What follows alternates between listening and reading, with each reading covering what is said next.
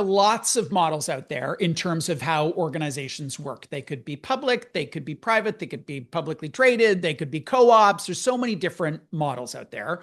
One model that we don't talk a lot about is something called employee ownership. And it sort of means what it sounds like the employees own the company.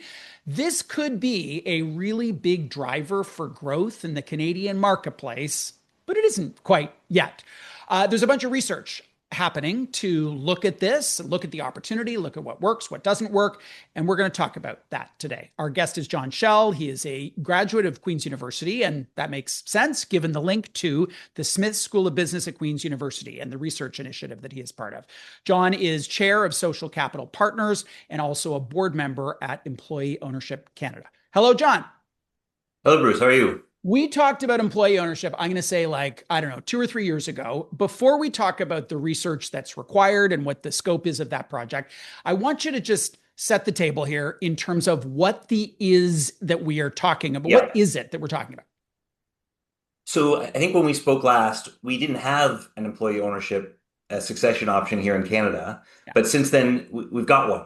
So in the summer of 2024, the government introduced the Employee Ownership Trust, which is a new structure designed to allow for the succession, so for the sale of a privately held company to its workers through the trust. At the same time, a capital gains tax incentive was introduced to encourage business owners to consider selling to an employee ownership trust. So that all happened very recently. And in the few months since then, we've seen 4 companies sell to employee ownership trusts. And my understanding is that there are somewhere between 20 and 30 in the pipeline that will close this year, which is a great start. What we're up against is the tax incentive associated with the trust expires at the end of this year. So different from the US and the UK, where they have permanent tax incentives, it's led to, the UK 2,500 employee ownership trust, and in the US 6,500 of a similar thing. Ours expires soon, so we're hoping the government changes their mind on that, but that's what an employee ownership is. And why do you care? Why does this matter? If employees didn't buy the company, you could sell to another, wealthy individual who would take over the Yeah. business. You could sell to a private equity firm. Why is this model something that you're passionate about?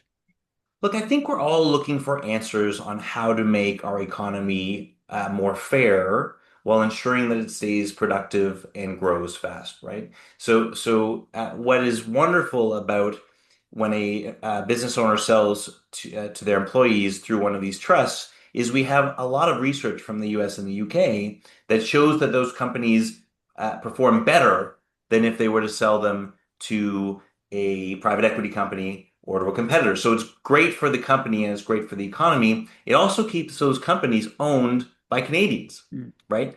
And, have we ever faced more of a sovereignty crisis than we are right now? So when we started down this path, that wasn't even number one on our agenda, but it is now, right? So an owner who is worried about keeping the legacy of their business in their community, this is a great option for them.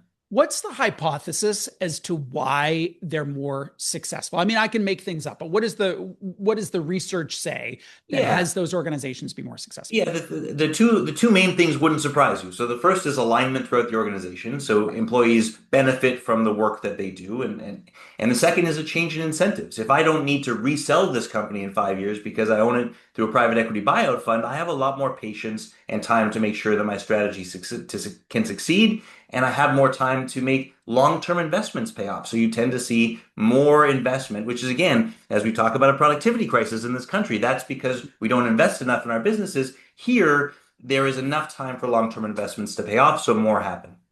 So there's this research initiative. Hooray, that's great. What kinds of questions are you hoping it will answer for you, for the sector, for the opportunity? Yeah, so what we don't know we don't have Canadian examples of the kind of research that I just described. So we know in the US and the UK that employee ownership has led to those amazing outcomes, which prompts those governments to continue to invest in that model. We don't have that information here in Canada. So there is no academic institute across the country that studies the outcomes of employee ownership. So what we're hoping to do at Queen's is to start that work, to make sure that we are providing governments and policymakers the right information about how employee ownership is going here in Canada, and also being able to deliver to the market information that allows business owners to make the best choice for their company. If someone wanted to sell their business in the old way, like sell it from, like I was going to sell you, John, my business, I could go to a broker and they would help me find a buyer and, parts of how it works with dental practices. You go Of to a course. broker. What are the services that enable employee ownership to occur in Canada? Is there like a parallel set of services that exist? Yeah, it's developing, right? So because there's so much interest in this, we've had a number of different people start new businesses that are designed to support the sale of a company to an employee ownership trust. So there is actual real expertise in Canada now. Most of these transactions are done with the support of a lawyer because what you're doing is you're setting up this trust and then you're selling the shares to that trust and you need to figure out governance. And so there's a bunch of things that you need to think through in doing this. But there are, just in the same way that you would call up your broker, there are people now who are able to do this. Oftentimes, they have direct relationships with banks. So, for example, the Bank of Montreal here has developed an entire a new department based on trying to finance these transactions. So, there's a lot of energy in the Canadian advisory world in supporting owners who are looking at this. So many different ways to value businesses. In the stock market, there's the traditional PE multiple. With others, it's multiples of sales or whatever it is. Um, how much, how important is data here on how one prices these businesses for private equity versus for employee ownership? Is there a difference? So if I'm selling my business, I Yeah, have to accept a lower multiple. Is the math less clear? Like, how would you think through the yeah. liquidity event that this Yeah. business owner is hoping to get? And sure, they may have a social purpose, so they are not so futzed about it being 20 million versus 15 million, but how would they think that through? Yeah, so there's two main cases where employee ownership comes into play. We'll talk about the first one, which is the one you described, where I have a business that private equity is interested in buying, but I'm not sure that that's right for me, so I'm thinking about the EOT. A sale to an EOT is supposed to be done at fair market value.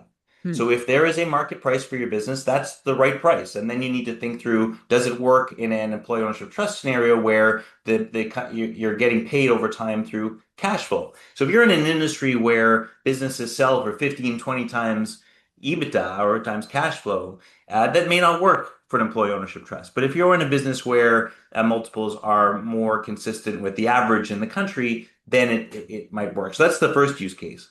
The second use case is where you're either in a niche industry or a small community where there may not be a viable buyer for your business, but your business is good and has strong cash flow. You just want to retire. In that case, you hire a valuator and they come up with an appropriate Right. value for the business based on the cash flow and you transact at that rate.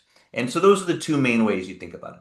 You referenced cash flow. It sounds like with employee ownership, it's less the check for 10 million is coming into my bank account today and I earn it out over or I'm paid out over time. Is that accurate? It is accurate, and that's why so often it's financed by a bank. So a bank may step in and provide a loan, and then the rest of the balance of the fair market value is paid over time through company cash flow. How does it work for the employees? So they've been there for 20 years.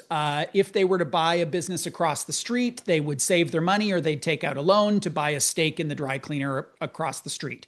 This is their own company. How do they get those shares without borrowing from the bank? Yeah, I mean, well, so essentially the employees borrow from the bank as a collective, right? Right. So Okay. so the owner will sell the shares to a trust. The trust then owns the shares on behalf of all of the employees. The employees don't pay for their shares, right? And that's the reason why governments tend to support this in the US and the UK, and then again here in Canada, is because it's such a broad-based outcome, has such broad-based outcomes for the workers. Everyone gets to participate in ownership. So as the owner gets paid out over time, right, through cash flow, more ownership accrues to the trust. So then the trust owns the shares, and future dividends are paid out to the employees through the trust. So imagine a scenario where it takes 3 or 4 years, 5 years to pay out the owner. In year six, all of that cash flow goes to the trust, and all of that cash flow is then distributed according to a formula to all of the employees of the company. I should declare that I'm on the advisory board of the Smith School of Business, so I have lots of context for the school and for the culture. But I think for our listeners, one question they may have is the role of an academic institution. in the world of entrepreneurship where there's kind of like an oil and water, a little bit Yeah. of oil and water because they're high growth, high risk tolerance, high innovators. Do we really want academics coming in and, wah, wah, wah, wah, wah, wah, telling us what we should be doing? How do you reconcile those two things? I think it depends on what you want your academics to do.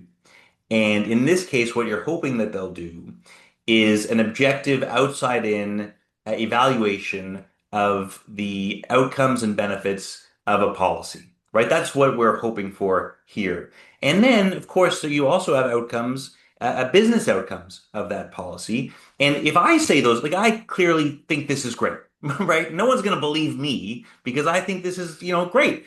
But if you have an academic institution who has requirements to be publishing research that is verified, Yeah. that changes the dynamic with governments. It changes the dynamic with lawyers and accountants and folks who will talk to business owners and say, look, we know that these are the outcomes, so you can count on them because they have come from a institution that people respect in a process that people understand. Really interesting. Jon, thank you for joining us to talk about the initiative, and mostly thank you for your longstanding passion for something that could make a big difference here in Canada. Thank you, Bruce. Appreciate your interest. Jon Shell is chair of Social Capital Partners.